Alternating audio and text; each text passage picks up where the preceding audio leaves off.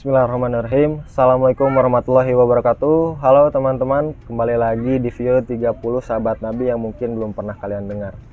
Hari ini kita sudah memasuki tokoh kita yang kelima. Siapa dia? Dia adalah Khubayb bin Adi.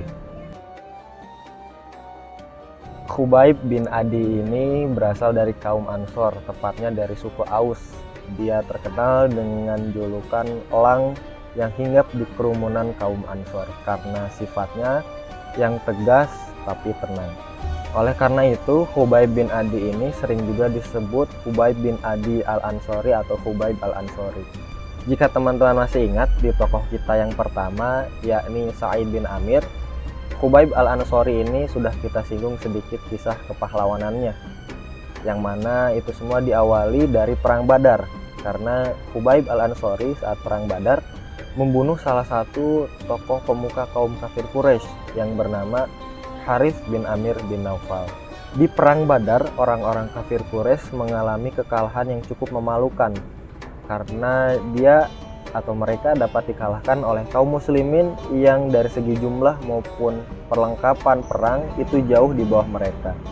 Selain itu juga banyak dari pemuka-pemuka kaum kafir Quraisy yang meninggal terbunuh oleh kaum muslimin di saat Perang Badar ini. Nah, Harits bin Amir bin Naufal itu adalah salah satunya yang mampu dibunuh oleh tokoh kita Khubayb al-Ansori. Nah, peristiwa itu menimbulkan dendam di antara anak-anak Harits bin Amir bin Naufal. Mereka mengingat-ingat nama Khubayb al-Ansori yang telah membunuh orang tua mereka. Hingga suatu saat Rasulullah Muhammad SAW merasakan kekhawatiran setelah Perang Badar karena beliau yakin di antara orang-orang kafir Quraisy sudah menyiapkan satu makar yang lebih besar. Oleh karena itu Rasulullah Muhammad SAW membuat satu misi spionase yang diisi oleh 10 orang. Tim spionase ini dipimpin oleh Asim bin Sabit yang di dalamnya juga termasuk ada Khubayb bin Adi atau Khubayb al-Ansori. Lalu berangkatlah ke 10 orang dari anggota tim spionase yang ditugaskan oleh Rasulullah Muhammad SAW itu. Namun di daerah antara Asfan dan Mekah, keberadaan mereka tercium oleh Bani Hayyan yang akhirnya mengirim seratusan orang pasukan memanah untuk mengejar mereka. Akhirnya mereka bisa menemukan tim spionase kaum muslimin. Asim bin Sabit sebagai ketua tim spionase itu menyadari hal itu, bahwa mereka sedang dibuntuti dan dikejar. Akhirnya tim spionase kaum muslimin menemukan satu bukit yang mereka memanjat ke atasnya. Nah, para pemanah dari Bani Hayyan ini yang sekitar seratusan orang itu berada di bawahnya, dan mereka menawarkan bahwa jika tim spionase kaum muslimin itu mau turun menyerahkan diri, akan berada dalam keamanan seperti itu. Akhirnya karena tim spionase kaum muslimin ini menolak untuk menyerahkan diri, mereka dihujani panah dari bawah bukit, sehingga 7 orang dari total 10 meninggal syahid di tempat, termasuk ketua tim Asim bin Sabit. 3 orang yang tersisa akhirnya menuruni bukit, dan 2 diantaranya langsung diikat, yakni Khubayb al-Ansori dan juga Zaid bin Dathinah. 1 orang lagi yang melihat kejadian itu menyadari bahwa itu sebuah penyelewengan atau pengkhianatan, sehingga dia melawan dan akhirnya dia pun terbunuh. Sehingga dari total 10 orang itu yang berhasil masih hidup hanya tinggal 2 orang, yakni Khubayb al-Ansori dan juga Zaid bin Dathinah. Mereka diikat lalu diperjualbelikan sebagai budak belian ke Mekah. Ketika 2 orang ini diperjualbelikan sebagai budak belian di Mekah, nama Khubayb al-Ansori menjadi terngiang-ngiang di antara penduduk Mekah, khususnya pada keturunan Harits bin Amir bin Naufal. Mereka mengingat nama itu, nama yang membunuh orang tua mereka di Perang Badar. Akhirnya Khubayb al-Ansori dibeli oleh keturunannya Harits bin Amir bin Naufal. Maka dimulailah makar dari mereka untuk membalaskan dendam terhadap Khubayb al-Ansori. Khubayb al-Ansori pada awalnya dikurung di rumah Harits dan diperlakukan sangat tidak manusiawi. Tetapi ada banyak keajaiban yang Allah berikan kepadanya. Salah satunya ketika anak perempuan dari Harits bin Amir bin Naufal itu masuk untuk melihat keadaan tawanannya, yakni Khubaib Al-Ansori. Dia melihat kejadian aneh, yakni Khubaib Al-Ansori sedang memakan satu tangkai buah anggur. Padahal saat itu tidak ada satupun pohon anggur di Mekah dan keadaan Khubaib Al-Ansori sedang diikat rantai besi. Khubaib bin Adi Al-Ansori pada awalnya ditawari untuk diampuni dengan syarat harus murtad keluar dari ajaran yang dibawa oleh Rasulullah Muhammad SAW. Namun Khubaib Al-Ansori menolak. Hingga akhirnya keturunan dari Harits bin Amir bin Naufal ini kehabisan kesabaran dan dipersiapkanlah satu siksaan yang sangat mengerikan terhadap Khubaib Al-Ansori. Khubaib Al-Ansori disiapkan untuk disalib di sebuah tempat yang bernama Tanim. Ketika Al-Gojo akan melaksanakan tugasnya, Khubaib Al-Ansori ditawari satu permohonan terakhir. Khubaib Al-Ansori pun menjawab ingin melaksanakan sholat 2 rakaat. Akhirnya dia diperbolehkan untuk sholat 2 rakaat dengan khusyuk.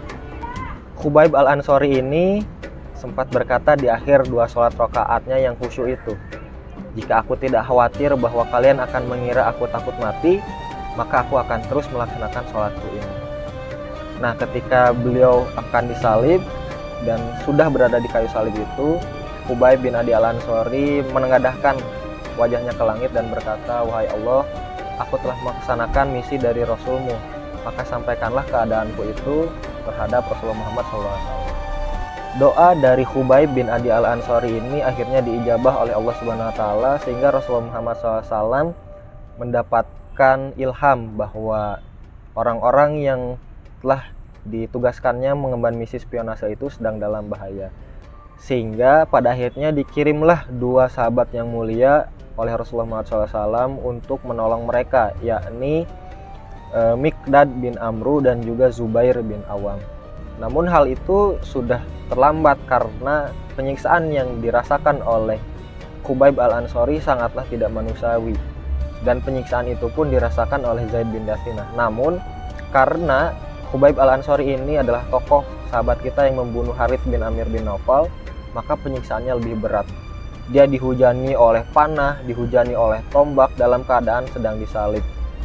Nah, di saat itulah, saat daging-dagingnya dicincang dan penyiksaan yang mengerikan itulah, Khubaib Al-Ansori ditanya oleh orang-orang yang menyiksanya itu, "Maukah engkau Khubaib Al-Ansori mendapatkan keselamatan dan kesehatan beserta keluargamu? Tetapi ada syaratnya, bahwa posisimu ini digantikan oleh Muhammad," katanya. Maka Khubaib Al-Ansori menjawab, "Sungguh tidak. Aku tidak ingin mendapati diriku dalam keselamatan dan kesehatan bersama keluargaku, tetapi Rasulullah Muhammad mendapatkan satu kecelakaan atau musibah, bahkan sekecil duri pun." Nah, kalau teman-teman masih ingat, hal inilah yang membuat Sa'id bin Amir, tokoh sahabat kita yang pertama, ketika dia menjadi pemimpin di wilayah Homs, di wilayah Suriah, selalu pingsan karena mengingat kejadian yang mengerikan ini. Ketika Khubaib Al-Ansori menjawab hal demikian, maka orang-orang yang menyiksanya itu juga teringat jawaban dari Zaid bin Dathinah yang sama persis jawabannya seperti apa yang diungkapkan oleh Khubaib Al-Ansori. Bahkan membuat Abu Sufyan yang saat itu belum masuk Islam sampai bertepuk tangan. Dia berkata, "Aku tidak pernah melihat seseorang bisa mencintai satu manusia melebihi para sahabat Rasulullah Muhammad SAW mencintai Muhammad." Maka pada akhirnya Khubaib bin Adi Al-Ansori ini syahid di kayu salib. Disebutkan bahwa mungkin inilah pertama kali orang-orang Arab melakukan penyiksaan dengan cara menyalib seseorang, dan perlakuannya pun amat mengerikan.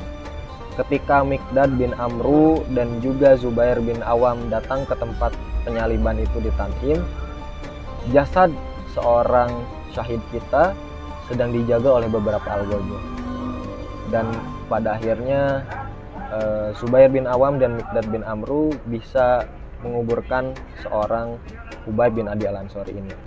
Namun sampai hari ini pekuburan dari seorang Khubaib bin Adi Al-Ansori ini tidak diketahui.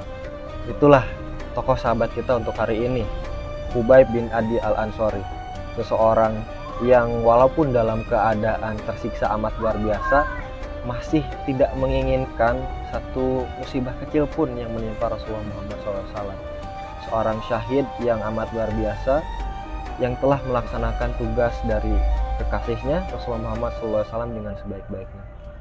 Mudah-mudahan kisah pejuang Islam kita hari ini yakni Khubayb bin Adi Al-Ansori dapat kita teladani dan mudah-mudahan bisa bermanfaat. Kita ketemu lagi di video tokoh sahabat selanjutnya, masih dalam 30 sahabat Nabi yang mungkin belum pernah teman-teman dengar. Terima kasih sudah menonton. Assalamualaikum warahmatullahi wabarakatuh.